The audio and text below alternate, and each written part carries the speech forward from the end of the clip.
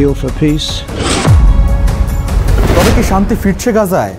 বন্ধ হচ্ছে ইসরায়েলের গণহত্যা, নিশ্চিত হচ্ছে গাজাবাসীর নিরাপত্তা। নেতানিয়াহুকে সঙ্গে নিয়ে শান্তি চুক্তির যে 20 দফা প্রস্তাব দিয়েছেন মার্কিন প্রেসিডেন্ট ডোনাল্ড ট্রাম্প, তার বাস্তবতা কতটা? হামাস কি সায় দেবে তাদের জন্য আত্মঘাতী এমন প্রস্তাবে? জানাবো আজকের ভিডিওতে। গাজায় যুদ্ধবন্ধে 20 দফা প্রস্তাবের সবচেয়ে উল্লেখযোগ্য পয়েন্টটি হল হামাসকে নিরস্ত্রীকরণ, সুড়ঙ্গ সহ তাদের সকল সামরিক অবকাঠামো ধ্বংস করা এবং ভবিষ্যতে হামাসের মতো আর কেউ যাতে এই অঞ্চলে সশস্ত্র সংগ্রামের পথে আসতে না পারে সেটি নিশ্চিত করা। তাই হোয়াইট হাউস ও ইসরায়েলের কাছে যা অস্ত্র সমর্পণ, হামাস ও স্বাধীনতাকামী ফিলিস্তিনিদের কাছে সেটাই যেন আত্মসমর্পণ।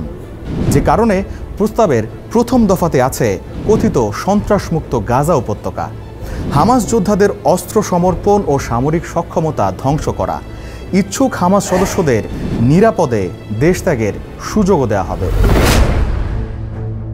আরেকটি বড় আলোচ্য পয়েন্ট হল গাজা শাসন করবে কে। প্রস্তাবে বলা হয়েছে গাজায় একটি বোর্ড গঠন করে একটি অস্থায়ী এবং রাজনৈতিকভাবে নিরপেক্ষ তত্ত্বাবধায়ক ব্যবস্থার অধীনে পরিচালিত হবে। আমলাতান্ত্রিক দায়িত্ব থাকবে একটি পেশাদার ও নিরপেক্ষ ফিলিস্তিনি কমিটির হাতে, যার নাম দেওয়া হয়েছে বোর্ড অব পিস, যার প্রধান হবেন মার্কিন প্রেসিডেন্ট ডোনাল্ড ট্রাম্প। শাসন ব্যবস্থার দায়িত্বে থাকবেন সাবেক ব্রিটিশ প্রধানমন্ত্রী টনি ব্লেয়ারের মতো রাজনীতিকও। টনি ব্লেয়ার মধ্যপ্রাচ্যের জন্য আগে থেকে একটি বিতর্কিত নাম। অভিযোগ আছে ব্রিটিশ জনমত উপেক্ষা করেই ইরাক যুদ্ধে ব্রিটেনকে জড়িয়ে ফেলেন ব্লেয়ার। গাজার স্কুল, হাসপাতাল সহ বিধ্বস্ত অবকাঠামো পুনর্নির্মাণ করা আরেকটি দফা। সব রকম নাগরিক সুবিধা নিশ্চিত করা হবে। গাজা একটি অর্থনৈতিক অঞ্চল প্রতিষ্ঠা করার কথাও বলা হয়েছে, যেখানে বিনিয়োগের উপযুক্ত পরিবেশ তৈরি করা হবে। গাজার নিরাপত্তায় আইএসএফ নামের একটি আন্তর্জাতিক বাহিনী মোতায়েন করার কথা হয়েছে।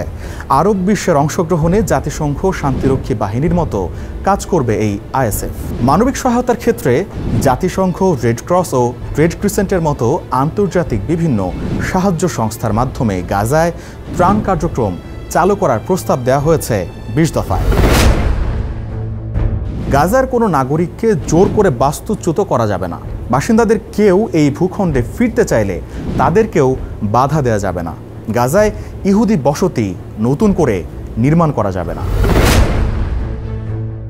যদি হামাস এসব প্রস্তাব মেনে নেয়, তবে দীর্ঘমেয়াদে ঝুলে যাবে স্বাধীন ফিলিস্তিন রাষ্ট্রের স্বপ্ন, এমন মত মধ্যপ্রাচ্য ভিত্তিক একাধিক রাজনৈতিক বিশ্লেষকের। যদিও ট্রাম্প ও আরব বিশ্বের নেতাদের দাবি, এই প্রস্তাবের ফলে স্বাধীন ফিলিস্তিন রাষ্ট্র প্রতিষ্ঠার একটি পথ তৈরি হয়েছে।